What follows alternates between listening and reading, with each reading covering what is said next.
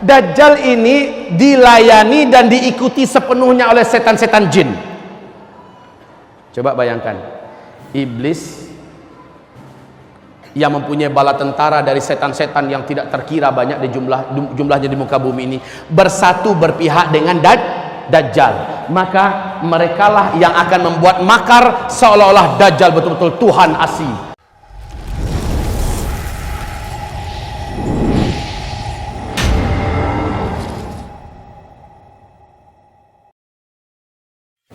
Tanda besar kiamat yang kedua, Dajjal lepas.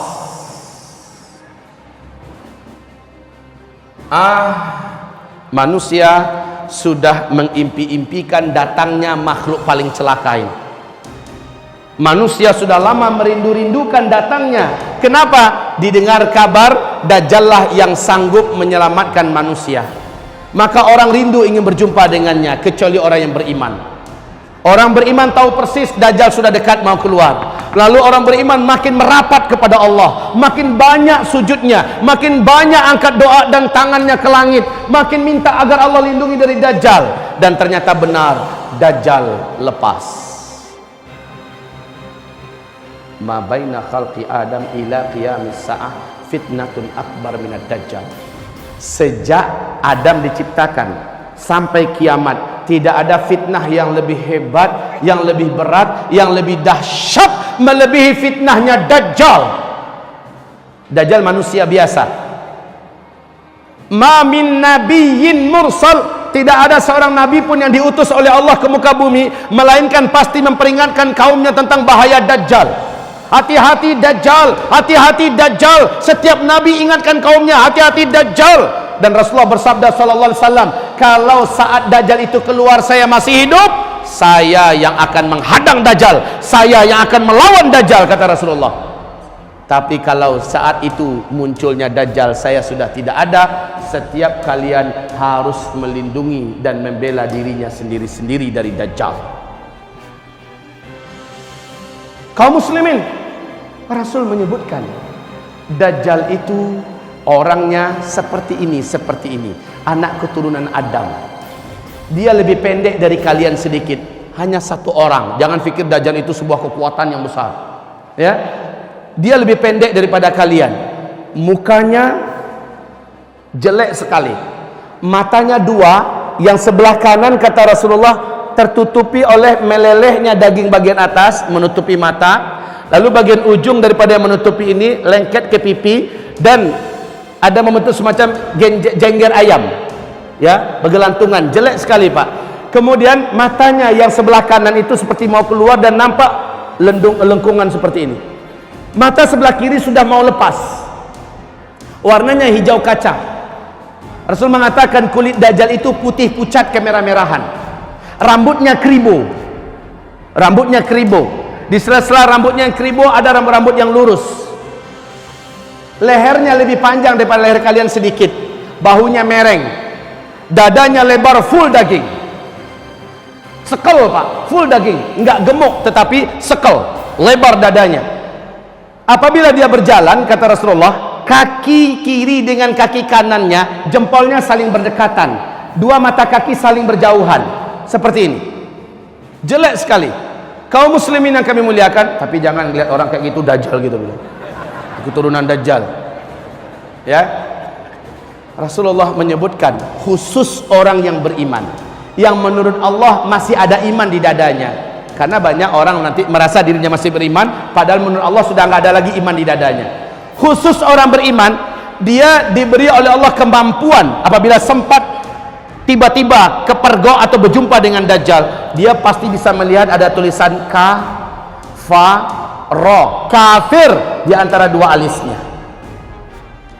Hanya orang beriman, padahal nggak nampak pak, tapi khusus orang beriman seperti nampak tertulis kafara di sini. Subhanallah kaum muslimin, menandakan kita hari itu masih beriman atau tidak kalau sempat. Dan jangan pernah, ya, mudah-mudahan tidak pernah kita berjumpa dengan Dajjal. Nabi mengatakan jangan pernah kalian berjumpa dengan Dajjal, jangan kalian pernah berjumpa dengan Dajjal. Demi Allah kata Rasulullah, Dajjal itu bergelar Al-Masih. Dajjal itu bergelar Al-Masih Dajjal. Apa makna Al-Masih? Sang penghapus. Dajjal itu ketika dia berjumpa dengan orang, hapuslah iman orang itu, menguap. Bahkan kata Rasulullah, akan datang nanti seorang lelaki yang sangat yakin imannya tidak akan hilang, seorang lelaki yang merasa imannya sudah kuat dan dia tidak akan berubah, tidak akan murtad bila berjumpa dengan Dajjal. Lalu dia keluar dari rumahnya, berjumpa dengan Dajjal. Ketika mana dia bertatapan saling melihat, saat itu hilanglah iman dari dadanya dan dia pun langsung sujud menyembah Dajjal. Padahal laki-laki ini sangat kuat imannya. Maka Nabi haramkan umatnya, jangan pernah nak berjumpa dengan Dajjal. Jangan pernah, apalagi niatnya mau minta tanda tangan. Siapa yang berjumpa dengan Dajjal, murtad, kafir kepada Allah. Dan siapa yang sudah kafir kepada Allah, sampai matinya dia tidak akan pernah lagi beriman kepada Allah. Siapa yang mati, siapa yang kafir gara-gara beriman kepada Dajjal, dia kafir kepada Allah. Saat itu juga sampai matinya dia tidak akan pernah lagi beriman kepada Allah. Dajjal memiliki kemampuan sihir yang teramat sangat kuat dan dahsyat, sehingga seluruh dukun-dukun, ahli-ahli sihir terhebat di muka bumi akan sujud menuhankan Dajjal. Seluruh pemimpin-pemimpin dunia akan sujud menyembah Dajjal. La haula wala quwata illa billahil aliyil azim. Dajjal memiliki magic yang sempurna kaum muslimin. Dan yang paling menakjubkan, nanti baca di kitab Ensiklopedia Akhir Zaman, calon-calon pengikut Dajjal, ketika Dajjal akan keluar, ada ciri-cirinya. Nanti selepas zuhur saya uraikan. Salah satunya, kaum muslimin yang kami muliakan, Dajjal ini dilayani dan diikuti sepenuhnya oleh setan-setan jin. Coba bayangkan, iblis yang mempunyai bala tentara dari setan-setan yang tidak terkira banyak di jumlahnya di muka bumi ini, bersatu berpihak dengan Dajjal. Maka merekalah yang akan membuat makar seolah-olah Dajjal betul-betul Tuhan asli, betul-betul Dajjal itu Tuhan yang asli. Dajjal menunjuk ke langit, berkumpullah awan, air hujan pun turun. Dajjal menunjuk ke bumi yang gersang dan tandus, bumi itu langsung menjadi subur, tanah-tanahnya menimbulkan buah-buahan dan rumput-rumputan yang tebal. Hewan ternak kelihatan gemuk-gemuk dan sehat. Dajjal menunjuk ke arah kuburan. Satu pemakaman itu, satu kuburan itu bangkit manusia yang kembali utuh dengan tubuh yang sehat, ya. Dan dia mengatakan, anakku, ayah telah dihidupkan oleh Tuhan kita. Ini adalah Tuhan kita. Berjumpa suami yang sudah meninggal dengan istrinya, istriku, ini adalah Tuhan kita, lihat aku telah dihidupkannya. Padahal kaum muslimin, Rasul mengatakan seluruh yang bangkit dari kuburan itu adalah setan-setan yang menjelma menjadi manusia yang dulu pernah mati. Bukan orang yang sudah mati itu, tapi setan yang menjelma dalam wujud manusia-manusia dulu yang telah mati. Orang beriman harus tahu ini rahasia-rahasianya. Tidak ada satu orang pun yang mampu bertahan ketika berjumpa dengan Dajjal. Tidak ada, seluruhnya akan rontok imannya. Tapi kata Rasul, orang beriman yang terserempak. Bahasa Indonesia terserempak ini apa ya? Ini bahasa Malaysia ini. Terserempak itu apa-apa? Mendadak.